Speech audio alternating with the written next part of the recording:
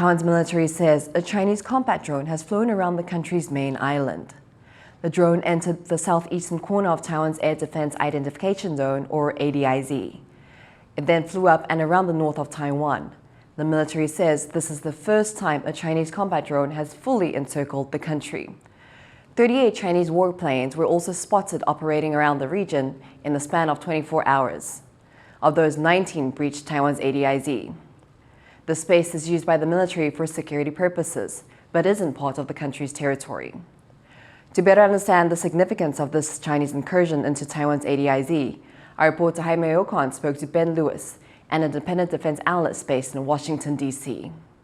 What can you tell us about the significance of this circumnavigational kind of flight path? What we saw today was, for the first time publicly, the MND tracked Chinese aircraft circumnavigating Taiwan. It was an unmanned aircraft, a TB-001 UAV, and it flew around over the median line south of Taiwan, around the east of Taiwan, and then to the north, and then back over the median line back to China. So this is something we've never seen before. There was another drone that also kind of did a halfway thing and then came back around.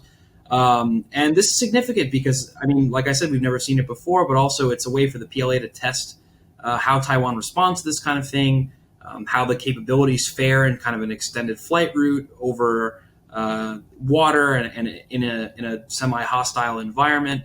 And it's an opportunity for them to collect intelligence on what's going on the east side of Taiwan using this aircraft. When then House Speaker Nancy Pelosi came to Taiwan, we saw something of a new normal with China increasing median line incursions.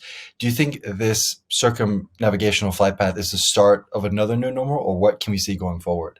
Circumnavigation is something that the PLA is going to want to practice to give their pilots an extended flight time. But there's other considerations to be had. I mean, if you're going to circumnavigate Taiwan, there's a strong chance you're going to need air-to-air refueling.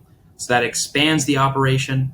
So I think the fact that it was an unmanned capability is kind of a signal from Beijing, or at least a desire to keep things relatively stable.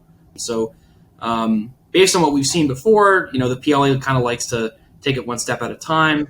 I think it's highly likely that we'll see more drone circumnavigations, and then in the long run, I wouldn't be surprised if we saw a manned aircraft circumnavigation, either special mission support or fighter aircraft.